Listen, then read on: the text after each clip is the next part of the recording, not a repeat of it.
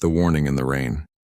The rain had been falling since early evening, soaking every corner of the city and turning the streets into mirrors of broken neon light.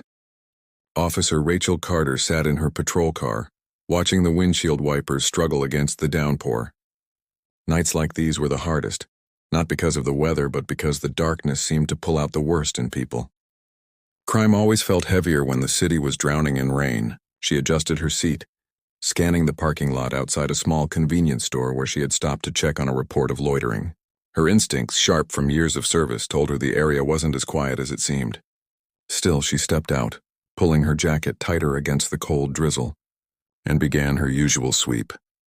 As Rachel walked toward the far corner of the lot, her boots splashing through shallow puddles, she caught sight of a man leaning against the soaked brick wall near the alley. His figure was hard to miss, not because of any size or posture, but because of how still he stood despite the cold. His coat was worn to the point of tearing at the seams, darkened by the water. His hair and beard carried the look of months, perhaps years, without steady shelter, yet his eyes were startlingly clear under the faint glow of a street lamp. At his feet rested a large black dog, muscles taut, fur slick with rain, its posture alert as though it sensed something beyond what Rachel could see. The officer's first thought was the routine one, a homeless man, possibly in need of food or a shelter card.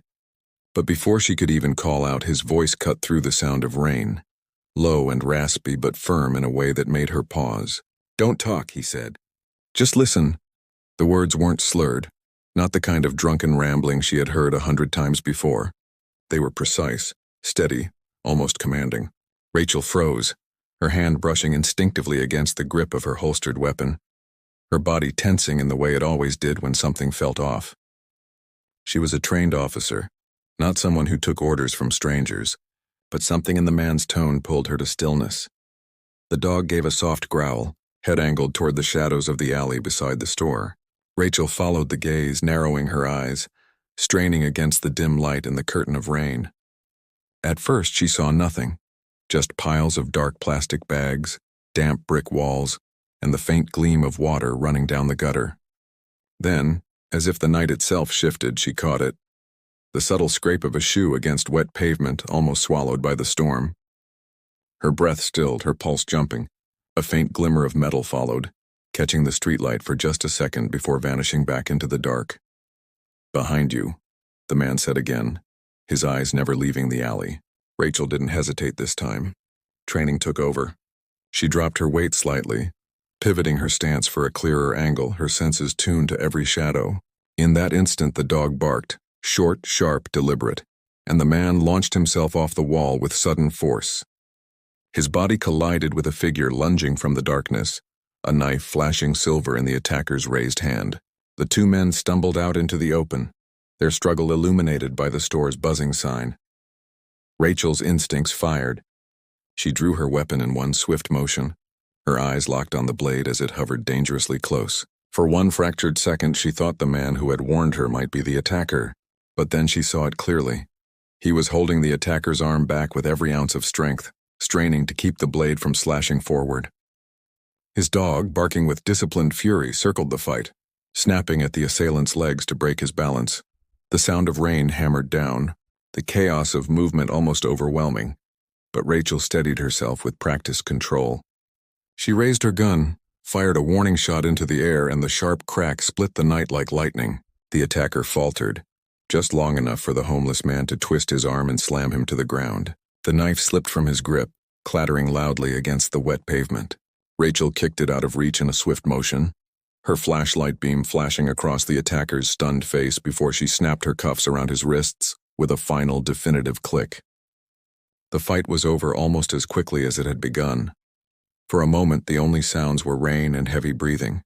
Rachel kept her weapon raised until the suspect's muscles slackened in defeat. Then her gaze shifted to the man who had saved her. He was hunched slightly, catching his breath, his soaked hair plastered against his forehead. A cut marked his forearm where the knife must have grazed him. His dog pressed close to his leg, eyes flicking from Rachel to the restrained attacker, protective but calm now that the danger had passed. Rachel lowered her gun, her chest still tight with adrenaline. She had been seconds away from an ambush, if not for this man, this stranger everyone else likely ignored. She might have been bleeding out in the rain. She took a slow step toward him, swallowing the pride that usually kept her words clipped. "Thank you," she said quietly, but with all the weight the moment deserved. The red and blue flash of another police cruiser spilled into the lot, casting sharp colors across the wet pavement. Officers hurried out, securing the attacker and taping off the scene. A few cast curious glances at the man and his dog, eyes flickering with the kind of judgment Rachel knew too well, the same look people gave to those who had fallen through the cracks of the city. Before anyone could dismiss him as just another drifter, Rachel spoke clearly, her voice cutting through the murmur. "He saved my life." The words dropped heavy, undeniable, and silenced every doubt around them. She fetched a thin blanket from her trunk, draping it over his soaked shoulders, and placed a warm meal pack into his hands. His reaction was immediate but quiet, a practiced shake of the head, the kind of refusal born not from pride but from exhaustion, with being shuffled into systems that rarely offered dignity. "No hospital," he said when she gestured to his bleeding arm. "No questions. I don't do that." His voice was low again, steady but carrying an edge of weariness. Rachel crouched slightly to meet his eyes, refusing to let the conversation end on dismissal. "I'm Officer Rachel Carter," she said firmly. "And you are?" He hesitated for a long moment, as if even his name had become a fragile piece of himself he wasn't sure he wanted to give away. But then he spoke. "Elijah," he said softly. "Elijah Brooks." She repeated the name, slow and deliberate, as if committing it to memory so it would never be lost in the city's noise. When the scene cleared, Elijah wrapped himself in the blanket, his dog Zion pressed firmly at his side, the animal's ears twitching at every sound. Rachel watched him for a long moment, torn by the knowledge that if she walked away now, the city would swallow him back into its endless shadows. And yet she had work to do, procedures to follow, reports to write. Eventually he slipped into the night with his dog, as silently as he had appeared. But Rachel carried his voice with her, the firm warning, the raw honesty, the act that had saved her life. Later that night, back at her desk, she wrote her report, brief and clinical for the file. Some officers smirked when they heard she had been saved by a homeless man. Others didn't care. Rachel didn't argue. She held the truth quietly, carrying it like a stone in her pocket, heavy and grounding. And when sleep refused to come, she replayed the moment in her head again and again, the scrape of a shoe, the glint of a knife, the strength of a stranger pulling her away from death. His words echoed each time she closed her eyes. "Don't talk. Just listen." By morning, she knew one thing with certainty. She wasn't done with Elijah Brooks. Not yet. She owed him more than thanks. She owed him her effort to find him again, no matter how deep the city's shadows tried to hide him. The man, Nobody Sees Rachel Carter, had written countless reports in her career, and most of them were routine. Traffic stops, theft calls, disturbances that ended with paperwork more than real danger. But the report she filed after that rainy night felt different. It was neat and professional, yes, but beneath the typed words was a truth that her fellow officers would never fully appreciate. Her life had been saved not by another officer, not by backup, but by a man the city barely acknowledged. That fact weighed on her in a way she couldn't ignore.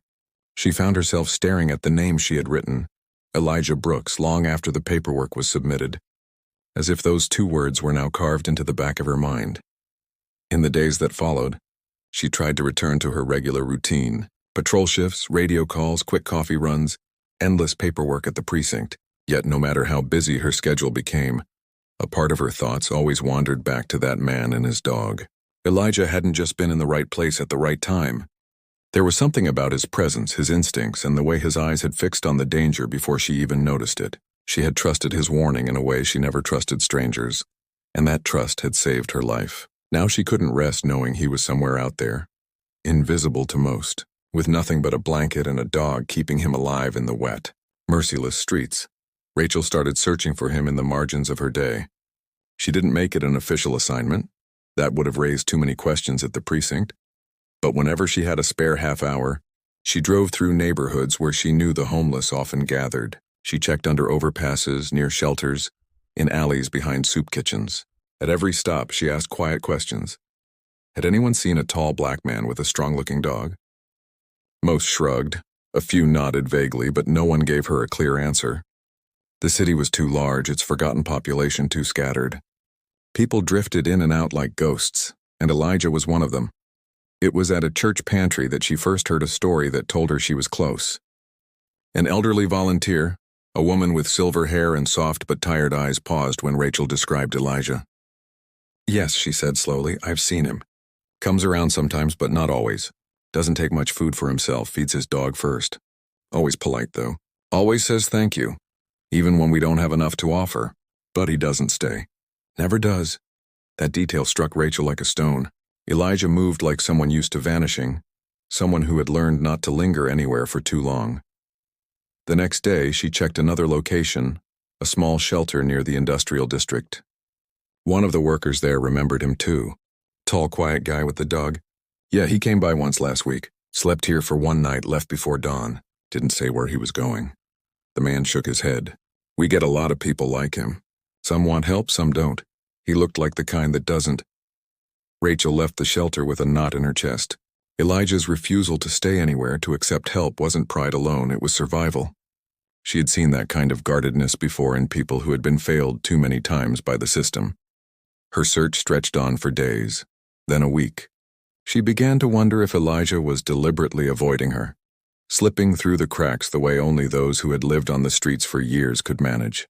But just when her patience was wearing thin, fate intervened again.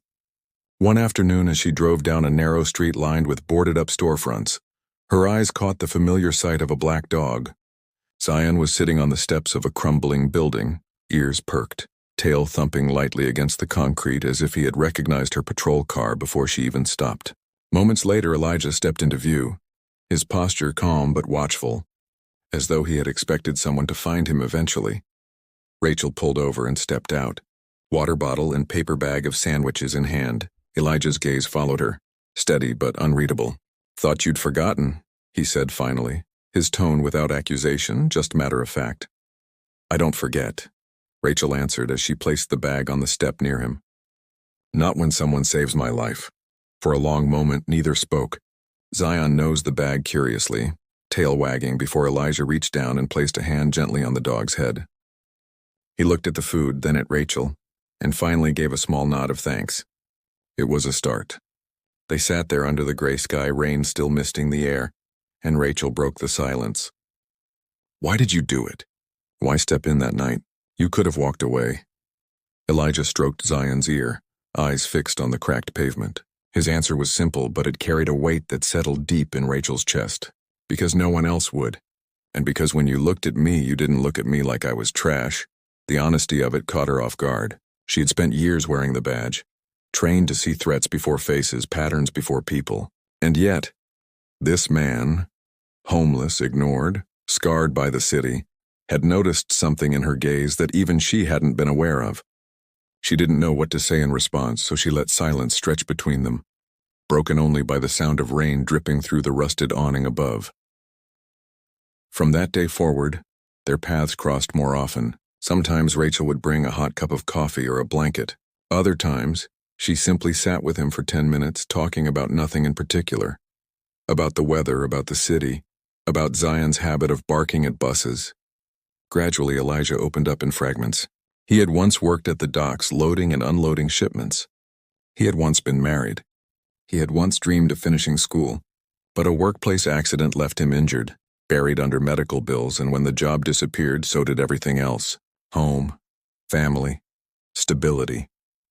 All gone, piece by piece, until the streets were all he had left.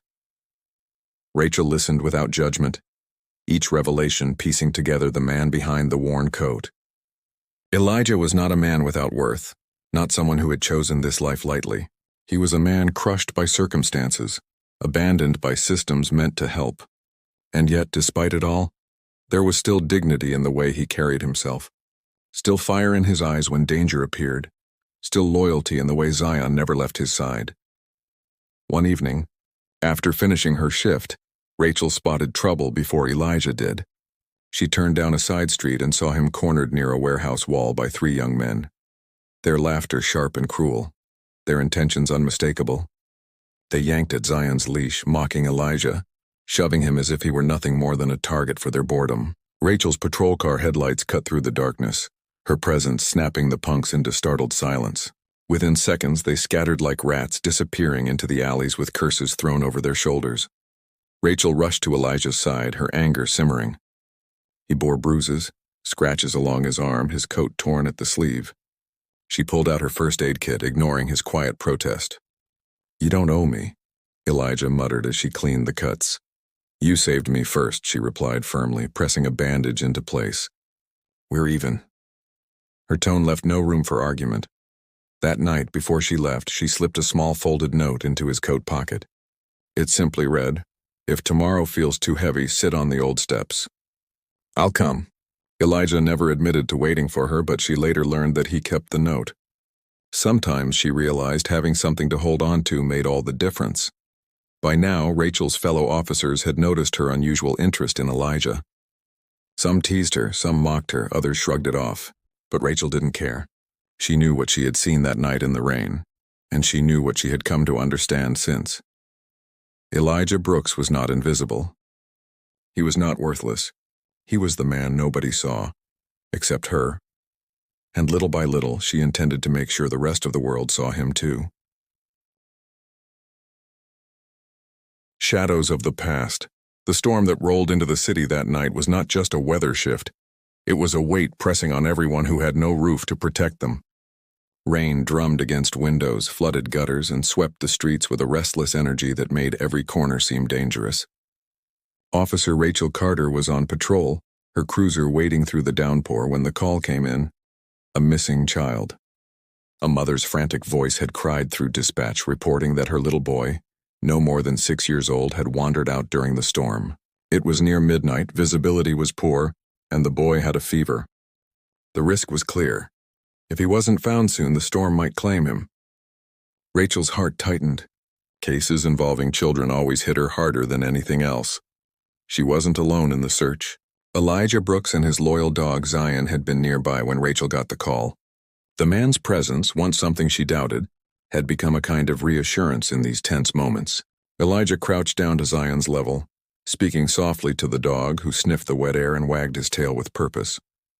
"He'll find the boy," Elijah said with calm certainty. His voice carried a quiet authority, the kind that wasn't forced but born from lived experience. Rachel glanced at him, remembering how many times people had dismissed Elijah as useless. Yet here he stood, steady in the storm, with a focus sharper than most trained officers she knew. They split into alleys and abandoned yards, flashlights sweeping through the sheets of rain.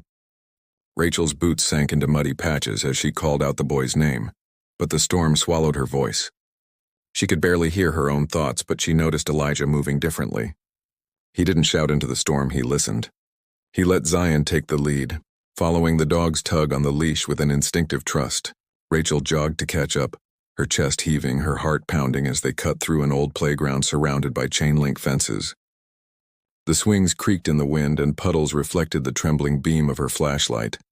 Then Zion barked, a sharp, insistent bark. He pulled toward a collapsed shed near the edge of the playground. Elijah dropped to his knees, mud soaking into his worn clothes, and pressed his ear close. "Shh," he whispered, tilting his head. Rachel stopped moving, holding her breath. Through the roar of the rain she heard it too, a faint whimper. Elijah looked back at her with eyes lit by urgency. Together they tore away the broken boards, the wood splintering under their hands. Inside, curled up and shivering, was the boy. His face was pale, lips trembling, but his eyes flickered open as Zion nudged closer, whining gently.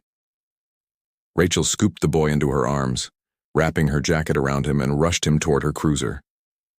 Elijah stayed close, shielding them both from the rain as best as he could. The boy's mother arrived moments later, racing from a neighbor's car, tears streaming down her face. She fell to her knees as Rachel handed her son over. The child clung weakly to her neck, and the mother's sobs were nearly drowned by the storm. She looked up at Rachel and then at Elijah, whispering words of gratitude that shook with relief. Rachel noticed the way Elijah stepped back, not seeking thanks, not drawing attention to himself. He simply stroked Zion's wet fur, as if the dog deserved all the credit. Later that night, as they sat under the dim light of a diner, Rachel pushed a steaming mug of coffee toward Elijah. His hands trembled slightly as he wrapped them around the cup, absorbing its warmth. For the first time, he allowed himself to look tired, vulnerable, human in a way that Rachel had rarely seen in him. "You saved him," Rachel said quietly. "If it weren't for you and Zion, that boy would still be out there." Elijah shook his head. "I just listened. The world tells you plenty if you shut up long enough." It struck her then, how different Elijah was from most people around her. Where others filled silence with noise, he used silence as a tool, a space to hear what others missed. But before she could tell him what that meant to her, a commotion outside drew her attention. Through the window, she saw 3 men approaching the diner. Their clothes marked them as local troublemakers, part of the gang that often harassed the homeless. They had seen Elijah before, and they didn't take kindly to someone like him stepping out of the shadows, earning respect that made them look small. They stormed inside, their presence heavy with hostility. One of them smirked as he pointed at Elijah. "Look who's playing hero, the city's stray dog." The insult wasn't aimed at Zion, but at Elijah himself. Rachel stood up immediately, her hand brushing the holster at her side. "That's enough," she warned, her voice low but sharp. The men ignored her, circling closer to Elijah, who sat quietly, his gaze steady. He didn't flinch, didn't rise to their bait. Instead, he laid a calming hand on Zion's head, keeping the dog from reacting. The gang leader leaned closer, his breath reeking of cheap liquor. "People like you don't get to matter. Remember that?" Elijah finally spoke, his tone even. "Then why are you so scared that I do?" The man's fist swung before Rachel could stop it, striking Elijah across the jaw. Zion barked ferociously, but Elijah held the dog back, refusing to let him escalate the violence. Rachel shoved herself between them, slamming the gang leader against the counter with practiced force. Her voice cut through the diner like thunder. "Enough! You lay another hand on him and you answer to me." The gang scattered under her authority, but not without muttered threats. As silence returned to the diner, Rachel turned to Elijah, who was holding a cloth to his split lip. Her anger burned hotter than the coffee on the counter, not at him but at the injustice of it all. "You didn't deserve that," she said. Elijah shrugged, though pain lingered in his eyes. "I've had worse. Doesn't mean I stopped trying." That quiet resilience struck her deeper than any act of violence could. For the first time since she had met him, Rachel felt the full weight of Elijah's past pressing between them. This wasn't just about one night in the rain. It was about years of being overlooked, beaten down, and ignored, and yet here he was, still standing, still saving others when he barely had enough for himself. In that moment, Rachel made a decision. She wasn't just going to help him survive, she was going to fight for him to be seen, respected, and valued. She owed him that much and more. A city divided. The days following the storm and the diner incident left Rachel restless. She couldn't shake the image of Elijah standing calmly under the taunts and fists of men who thought he was beneath them. Most people would have reacted with rage or fear, but Elijah had only steadied his dog and endured it. That quiet strength unsettled Rachel, because it exposed something she had never confronted in herself. The realization that true courage wasn't in wearing a badge or carrying a weapon. Sometimes it was in choosing restraint when every instinct told you to fight back. Her precinct, however, didn't share her perspective.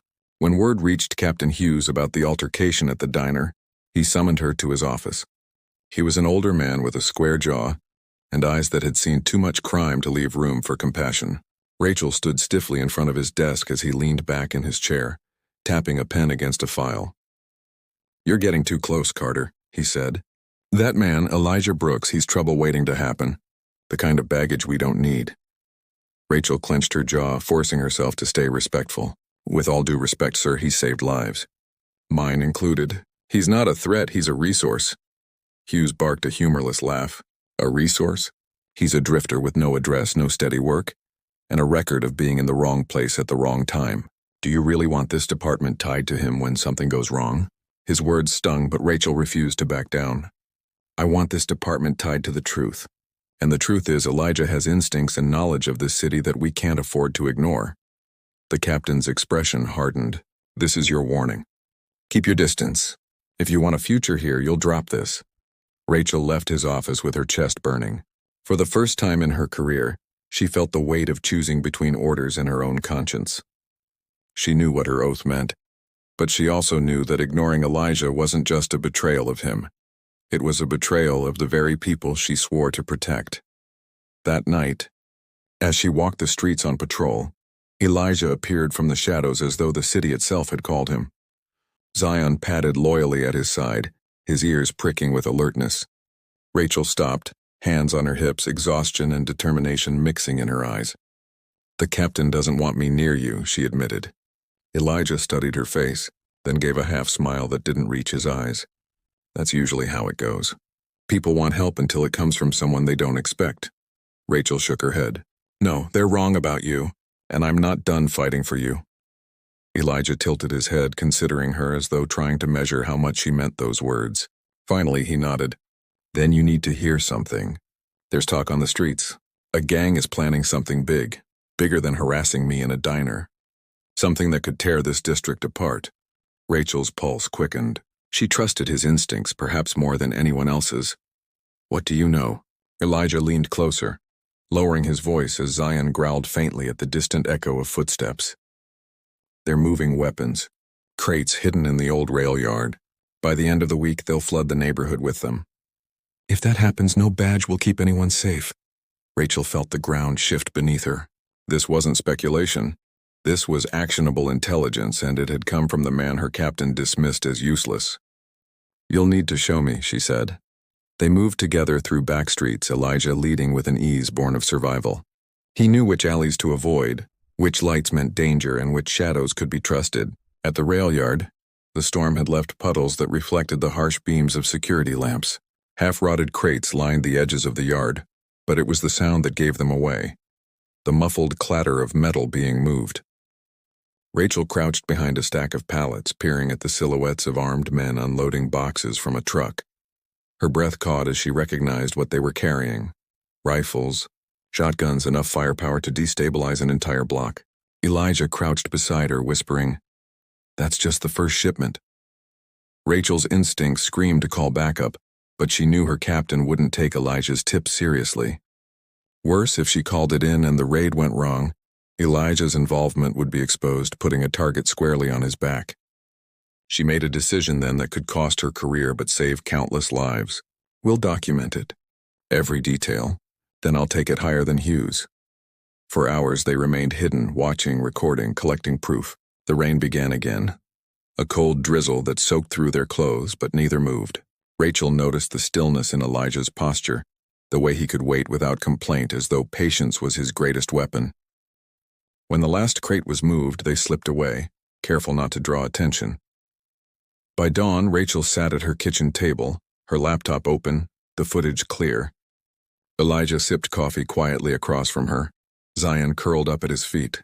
She looked at him, really looked at him, and realized how strange it was that a man the city had thrown away was now the one holding it together. "You've done more for this city than anyone knows," she said softly. Elijah gave a faint smile. "And yet I'm still the ghost people cross the street to avoid." Rachel leaned forward. "Not for long. I'm going to make sure they see you, all of you, no matter what it costs me."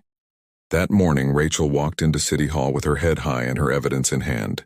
The captain had refused to see the truth, but the council couldn't ignore hard proof of an arms pipeline threatening their streets. She made her case, citing Elijah's help, his knowledge, and his crucial role in exposing the threat. Faces around the table shifted with unease, some skeptical, others quietly convinced. When she left the chamber, she wasn't sure if she had won their support, but she knew one thing for certain. The city was no longer safe pretending Elijah Brooks didn't exist. As she stepped back into the daylight, she found Elijah waiting in the shade, Zion by his side. She told him what she had done, her voice carrying both hope and fear. Elijah looked at her steadily, then said, "Then we've just painted a target on our backs. They won't stay quiet after this." His words proved true that evening. In the fading glow of the sun, the gang struck back, not at Rachel, but at Elijah. They cornered him in an alley, a half-dozen men ready to silence him before he could be elevated beyond their reach. But they hadn't counted on Rachel arriving just in time, her sirens blaring, her weapon drawn. The confrontation was brutal, desperate, and loud enough to draw half the block to their windows. And when the dust settled, the gang fled into the night, leaving Elijah bruised but alive, his eyes burning with the knowledge that their war had only just begun. The weight of truth, The week after the gang's ambush was heavy with tension. The precinct whispered about Rachel's choices, and Captain Hughes made no effort to hide his disapproval. She was still in uniform, but in the eyes of her colleagues she had stepped across an invisible line, siding with a man they considered an outsider. Yet Rachel carried herself with unshaken resolve, because she had witnessed something her department had not: the quiet, uncompromising courage of Elijah Brooks. If she abandoned him now, she would betray everything she had sworn to stand for. Meanwhile, Elijah bore his bruises with the same silence he had carried through years of hardship. Zion rarely left his side, the dog's protective growl now sharpened after the ambush. But Elijah was not the same man Rachel had first encountered in the rain-soaked alley.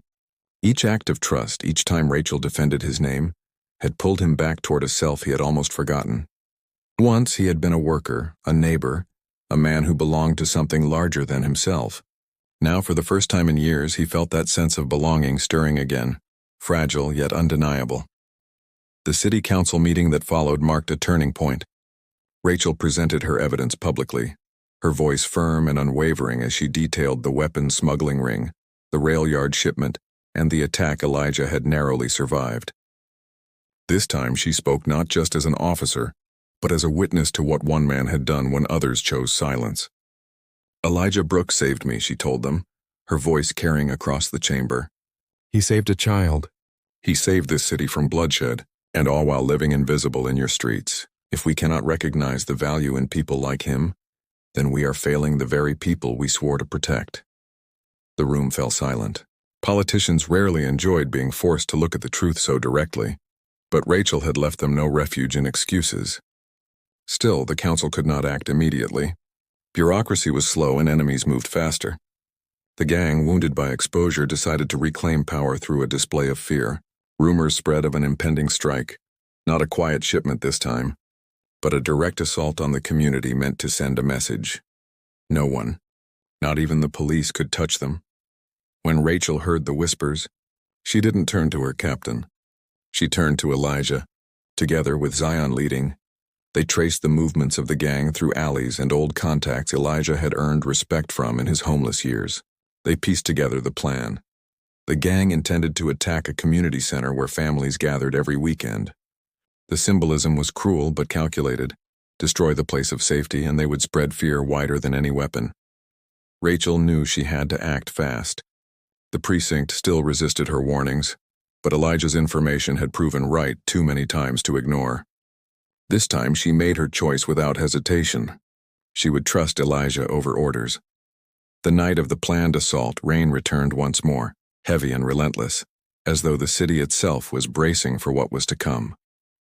Rachel and Elijah positioned themselves near the community center, their presence quiet, almost invisible. Zion's ears twitched at every distant sound, his body taut with awareness. The minutes stretched, each one heavier than the last, until headlights broke the darkness. 2 vans rolling toward the center with deliberate speed. Rachel's heart hammered. She called for backup, her voice crisp over the radio. But she knew reinforcements would take time. The responsibility of holding the line fell on her shoulders and on the man beside her, who had once been cast aside as nothing. The van screeched to a halt. Men poured out, weapons in hand, shadows moving with practiced menace. Rachel drew her gun, but before she could step forward, Elijah placed a hand on her arm. His eyes, steady and unshaken, met hers. "Don't talk," he said, repeating the words he had spoken the night they met. "Just listen." Then he moved, not recklessly, but with the precision of someone who understood fear more intimately than the men he faced. He called out into the rain, his voice deep and commanding. "You don't own this street. You don't own these people. Not tonight." The gang members faltered, startled not by the badge but by the authority in the voice of the man they had tried to erase. Zion barked sharply, the sound echoing like a shot across the empty lot.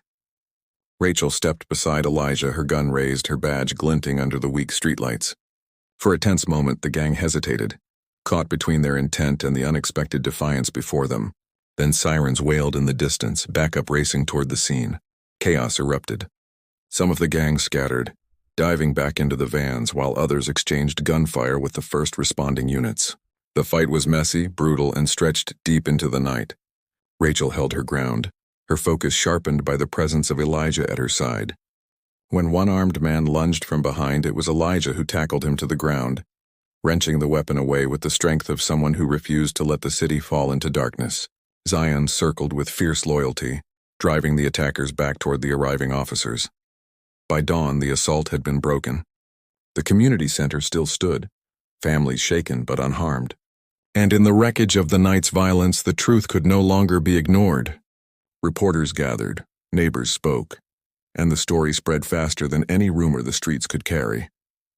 They spoke not just of the police response, but of the homeless man who had stood at the front lines, who had warned of the danger before it came, who had once been dismissed as invisible, but now had proven himself essential. The city council moved swiftly in the wake of public pressure. Elijah was offered a formal role, a community liaison, someone who could bridge the divide between those living in the shadows and the authorities sworn to serve them. It wasn't a badge and it wasn't charity. It was recognition of the truth, that he mattered, that his voice had value, that his survival had not been in vain. Rachel stood beside him at the announcement, her uniform soaked by the lingering drizzle. She glanced at Elijah, who stood taller than she had ever seen him. Zion pressed loyally against his leg. "You earned this," she whispered. Elijah's eyes softened, the weight of years of rejection slowly giving way to something lighter. "No," he said quietly. "We earned this, together." For the first time in a long time, Rachel allowed herself a genuine smile. The city was still broken, the work far from finished, but in that moment, hope felt real. It wasn't just about saving lives. It was about remembering that every life had worth, no matter where it began or how far it had fallen. And in the heart of a city that had once turned away, a man who had been forgotten was finally seen, his voice no longer silenced by rain or shadows.